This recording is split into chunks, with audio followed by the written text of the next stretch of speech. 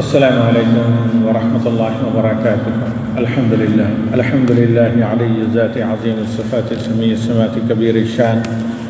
جلیل القدر رفیع الذکر مطاع الامر جلیل البرہان فخیم الاسم غزیر العلم وسیع الحلم کثیر الغفران جمیل الثناء جزیل العطاء مجیب الدعاء عمیم الاحسان وأشهد أن لا إله إلا الله وحده لا شريك له في الخلق والأمر وأشهد أن محمدًا عبده ورسوله إمام الرسل وخاتم النبيين صلى الله عليه وعلى آله والتابعين لهم بإحسان إلى يوم الدين اللهم اجعلنا من هؤلاء المحسنين۔ حضرات خواتین معزز سامعین، یہ ایک بہت ہی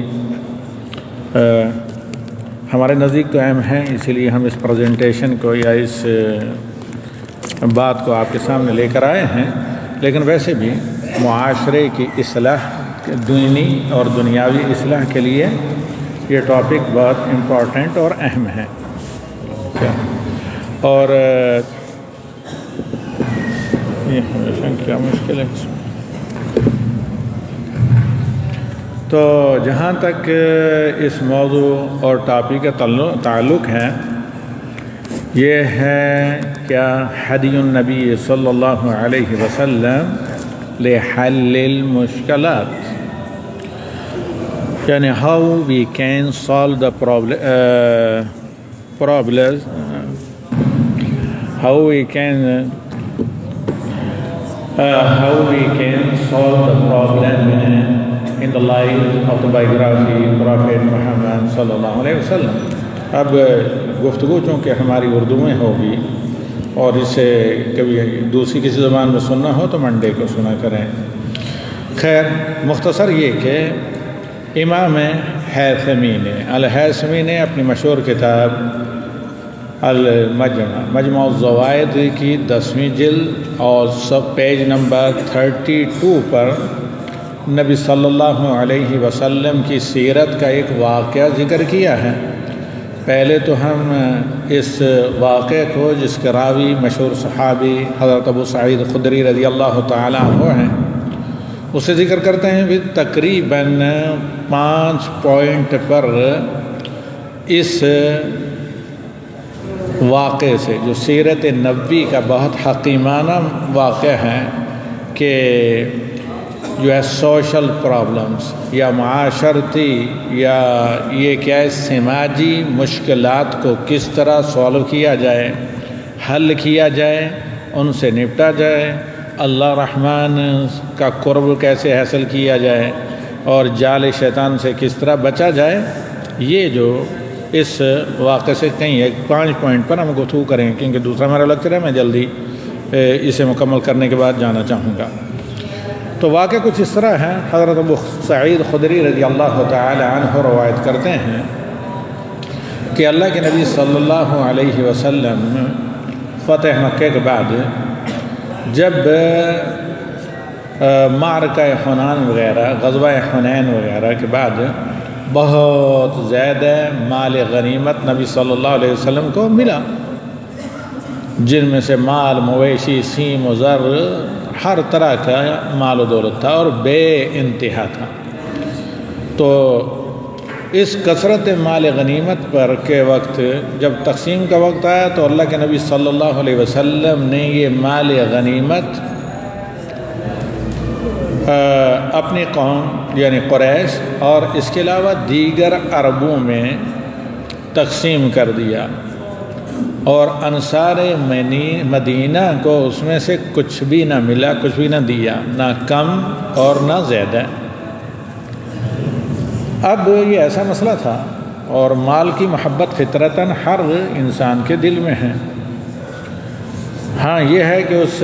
محبت کو ذرا اپنے قابو میں رکھا جائے، اس کے قابو میں آدمی نہ جائے۔ تو اس سے انصار کا جو قبیلہ تھا یا حی، انصار کا جو طبقہ تھا، ان کی دل آزاری ہوئی، اور انہیں اپنے دلوں میں ایک قسم کی یہ چوٹ محسوس کی کہ کیسے اللہ کے نبی صلی اللہ علیہ وسلم جنہیں اور آپ کے ساتھ مہاجرین کو ہم نے مدینے میں پناہ دی، جب اس کے مکہ سے ان کو بھگا دیا گیا تھا، اور پھر آج جب مال غنیمت، مال کی تقسیم کا وقت آیا تو اللہ کے نبی صلی اللہ علیہ وسلم نے مکہ میں اپنی قوم کو، جن کے خون ابھی بھی ہماری تلواروں سے ٹپک رہے ہیں، جنہوں نے نبی صلی اللہ علیہ وسلم کا استحصال کرنا چاہا، ختم کرنا چاہا، اور پھر ہم نے پناہ دی اور ہم نے نبی صلی اللہ علیہ وسلم کے ساتھ مشرکین کے خلاف جہاد کیا، اور پھر مکہ فتح ہوا، پھر جنگ حنین وغیرہ، یہ جنگیں ہوئیں جن میں نبی صلی اللہ علیہ وسلم کو مال غنیمت ملا۔ مال غنیمت کے لیے اللہ کے نبی صلی اللہ علیہ وسلم نے اپنی قوم دیگر عربوں کو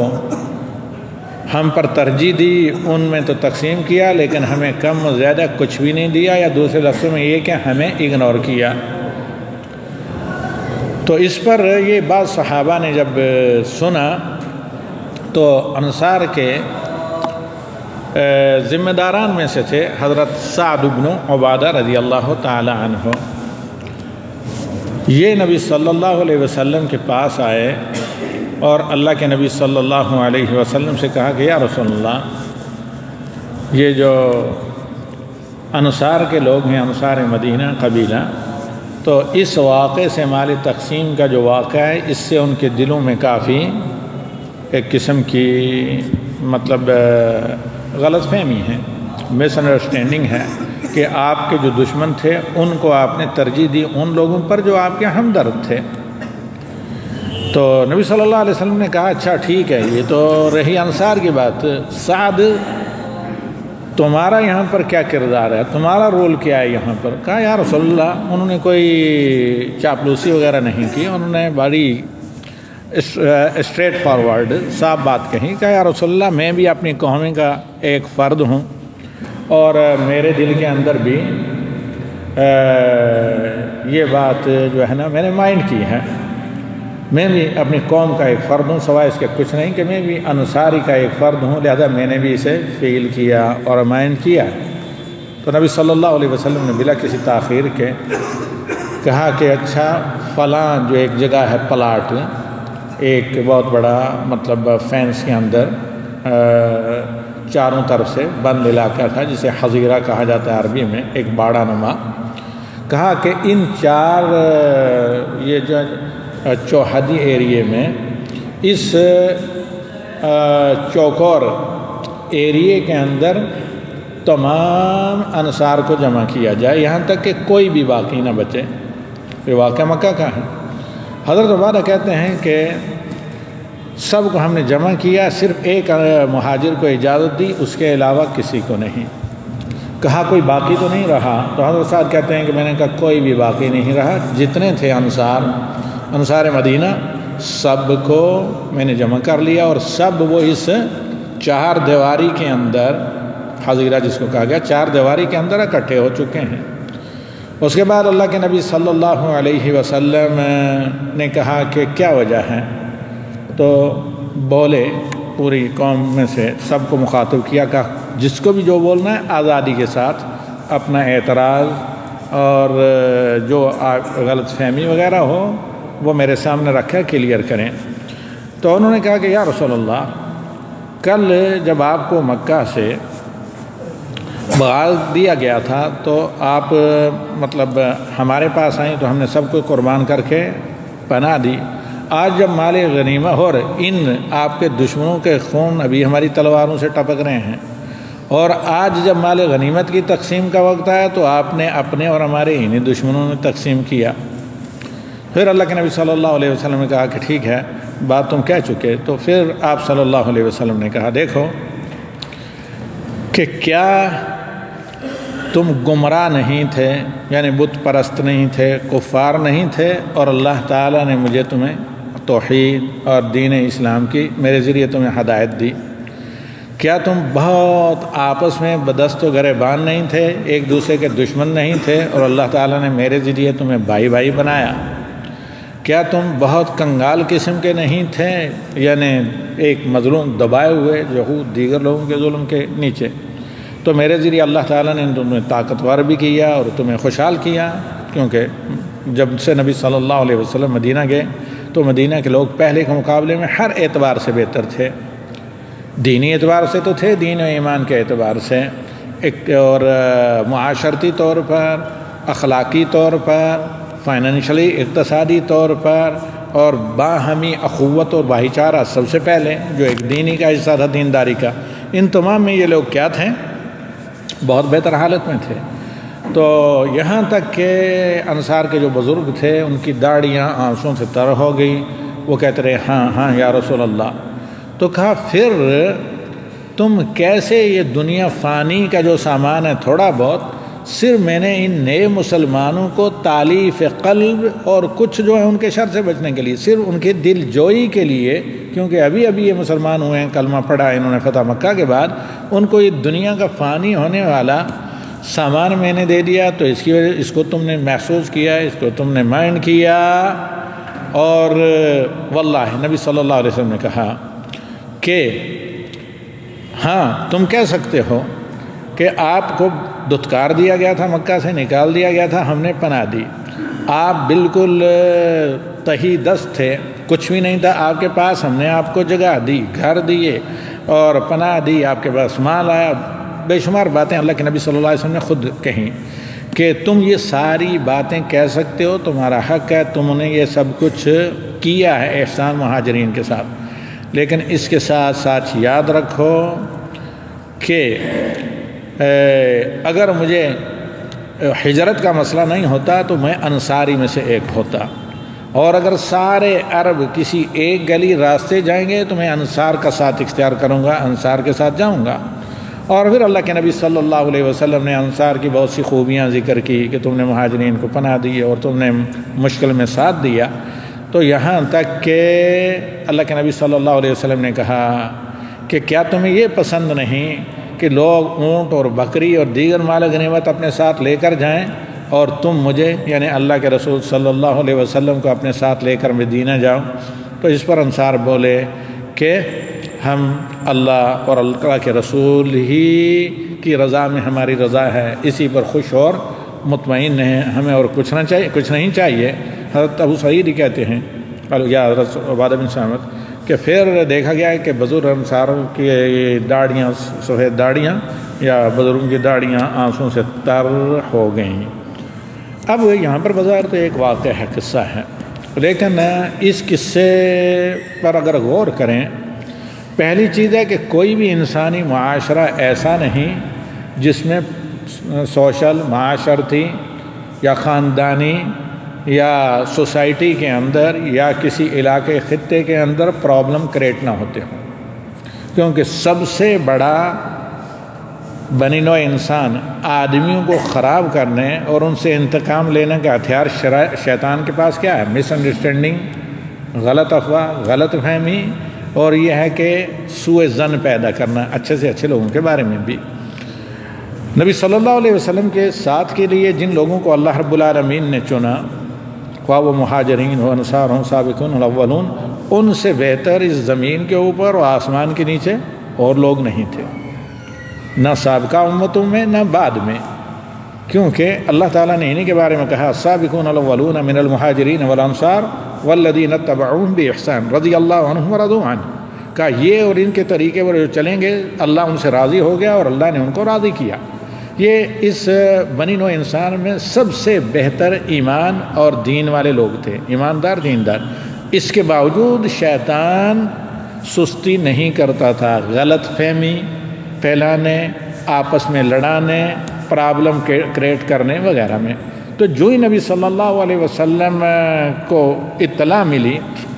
حضرت سعد بن عبادہ کے ذریعے کہ ہاں انصار کو غلط فہمی ہوئی ہے، تو نبی صلی اللہ علیہ وسلم نے چند کام کیے۔ ایک یہ کہ اس کو پوسٹ پون نہیں کیا کہ بعد میں دیکھ لیں اور پرابلم کریٹ ہونے دیں اور مشکل بڑھتی رہے، ایسا نہیں کہا، فوری طور پر کہا کہ چلیں دوڑیں، کن کو کہا؟ انصار کے سربراہ سردار سعد بن عبادہ کو کہا سب کو جمع کریں۔ دوسری چیز یہ ہے کہ ان کی عزت نفس اور پرائیویسی کا خیال رکھا کہ وہ صرف انصاری جمع ہوں، کسی کو اور ان کے ساتھ نہیں آنے دیا، اور کہا کہ آزادانہ طور پر جو تمہیں غلط فہمی ہے، مس انڈرسٹینڈنگ ہے، شکوک و شبہات ہیں، وہ میرے سامنے رکھیں۔ اللہ کے نبی صلی اللہ علیہ وسلم نے نہ انہیں برا بھلا کہا، نہ ڈانٹا، اور نہ یہ کہا کہ ہاں ایک امام الانبیاء صلی اللہ علیہ وسلم تمام انبیاء کے سربراہ خاتم النبیین، اور ان کے ایک مسئلے کے اوپر یعنی تمہیں اعتراض وغیرہ کچھ نہیں، بڑی نرمی سے اللہ کے نبی صلی اللہ علیہ وسلم نے ان کی شکایتیں سنی، رحمت للعالمین کا عملی ثبوت دیا، وما ارسلناک الا رحمت للعالمین جیسے کہ اللہ نے ٹائٹل دیا ہے، سارے ان کے اعتراضات سنے، اور اس کے بعد کہا کہ ہاں یہ جو تم کہہ رہے ہو حق با جانب، تمہارا کہنا صحیح ہے، اور تم اگر یہ کہو کہ ہاں یا رسول اللہ صلی اللہ علیہ وسلم آپ بے نوا تھے، بے آسرا تھے، بلا خالی ہست اور تہی دامن، ننگے بھوکے اور بھاگے ہوئے مکہ سے ہمارے یہاں ہم نے پناہ دی، تو تم سچ کہو گے یہ تمہاری بات سچ ہے اور تمہاری بات مانی جائے گی، سنی جائے گی، اس کی تصدیق بھی ہوگی۔ لیکن واقعہ یہ ہے کہ یہ دنیا کا جو مال ہے، میال، ہاتھوں کی میال، یہ صرف تالیف قلب کے لیے دیا گیا ہے، جبکہ جہاں تک تمہارا تعلق ہے تو تمہارا قدر، تمہارا مقام میرے پاس یہ ہے، اگر ہجرت نہ ہوتی لکنت امرا من انصار، تو میں انصاری میں سے ایک فرد ہوتا، اور اگر مجھے اختیار دیا جائے کہ ساری دنیا کے لوگ ایک طرف جائیں تو میں اور انصار ایک طرف، تو میں انصار کے ساتھ روانہ ہوں گا، جاؤں گا۔ سب سے پہلی چیز کہ اللہ کے نبی صلی اللہ علیہ وسلم نے ان کی باتیں اور شکوہ سنا، ساتھ سے ان کی اچھائیوں اور خوبیوں کو ذکر کر کے ان کے دل کے اندر شیطان نے ایک جو شک وسوسہ پیدا کیا تھا اس کو ملیا میٹ کیا، اور پھر اس کے بعد اللہ کے نبی صلی اللہ علیہ وسلم نے جو اللہ تعالیٰ کے نزدیک اور نبی صلی اللہ علیہ وسلم کے دل میں ان کی اہمیت تھی اس کو اجاگر کیا۔ جب ساری کی ساری غلط فہمی دور ہو گئی تو اس کے بعد اللہ کے نبی صلی اللہ علیہ وسلم نے ہر وہ چیز جو شیطان کا چارہ یا شیطان کی جال بن سکتی تھی، جس سے وہی مسلمان جن کے بارے میں اللہ تعالیٰ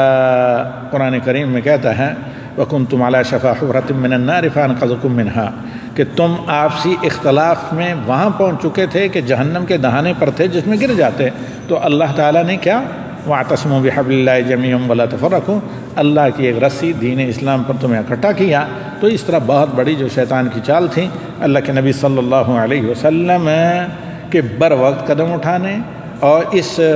پرابلم کو مزید کریٹ ہونے اور مزید شیطان کی طرف یہ کریٹ کیا جا رہا تھا، غلط فہمی اور مزید طول پکڑنے سے پہلے مزید اختلاف کی آگاہ اور تعصب کی اور پارٹی بازی گروہ بندی کی یہ جو آتش مزید شعلہ زن ہوتی اس کو بھڑکنے سے پہلے اللہ کے نبی صلی اللہ علیہ وسلم نے اس طرح بجایا، اس حکیمانہ انداز سے، وہی انصار کی جو سمجھنے لگے تھے کہ اللہ کے نبی صلی اللہ علیہ وسلم نے ہمیں اگنور کیا ہے، ہمارے اور اپنے دشمنوں کو نوازا ہے، وہی یہ اعتراف کر کے وہاں سے اٹھے کہ نہیں،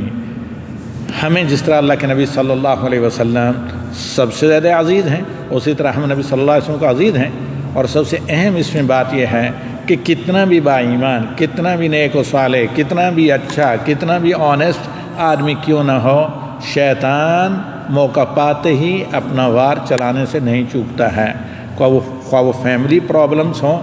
خواہ وہ کچھ مختلف تعلیم ادارے کیوں نہ ہوں، یا اس طرح کے مختلف اصلاحی باڈیز کے وغیرہ کیوں نہ ہو، یا چند کولیگ کیوں نہ ہو، یا چند کہیں روم میٹ یا کیا ہو، کچن وغیرہ میں آپس میں مل جل کے کام کیوں نہ کرتے ہوں، کوئی ایک کسی محلے کا سرکل کیوں نہ ہو، یا کوئی ایک فیملی کیوں نہ ہو، ہمیشہ شیطان کمزوری کی تلاش میں رہتا ہے، مس انڈرسٹینڈنگ اور سوء ظن و بدگمانی پیدا کرنے میں مشغول رہتا ہے۔ تو ایک مسلمان کی یہ ذمہ داری ہے کہ وہ اس طرح کے پرابلم کریٹ ہی نہ ہونے دیں، اگر ہو بھی جائیں تو ان کو شعلہ زن ہونے سے پہلے ہی بجانے کی کوشش کرے، کیونکہ یہی سب سے بڑا ہتھیار شیطان کا ہوتے ہیں بنی نوع انسان کو عموماً اور خصوصاً اہل ایمان کو اللہ رحمان سے دور اور شیطان سے قریب کرنے کے لیے۔ اور جتنا ایمان کمزور اتنا ہی شیطان مضبوط، اور جتنا ایمان مضبوط اتنا ہی شیطان کمزور ہوتا ہے۔ یہ میری ایک کتاب ہے تقریباً 450 صفحات کی، اس کا نام ہی یہی ہے دفاع انسان از جن و شیطان۔ تو الغرض اس میں حقیقتاً ایک جملہ بہت پہلے کبھی میں نے لکھا تھا، اسی کو میں نے دہرایا ہے کہ جس قدر ایمان مضبوط اسی قدر شیطان کمزور، اور اسی قدر اللہ رحمان سے آپ قریب، اور جس قدر ایمان کمزور اسی قدر کیا ہوتا ہے شیطان مضبوط۔ ھذا وصلی اللہ علی النبی وآخر دعوانا الحمد للہ رب العالمین وصلی اللہ علی النبی۔ تو آج چلتے چلتے صحیح مسلم کی یہ روایت بھی سن لیں جو امام مسلم رحمہ اللہ نے اسے روایت کیا ہے. پہلی شروع میں بتانے لگا تھا نمبر حدیث کا 2812، جس میں اللہ کے نبی صلی اللہ علیہ وسلم نے کہا کہ میں بتا چکا ہوں ویسے ترجمہ، لیکن حدیث پڑھ دیتا ہوں. تو اس میں اللہ کے نبی صلی اللہ علیہ وسلم کہتے ہیں کہ ان الشیطان قد ایس ان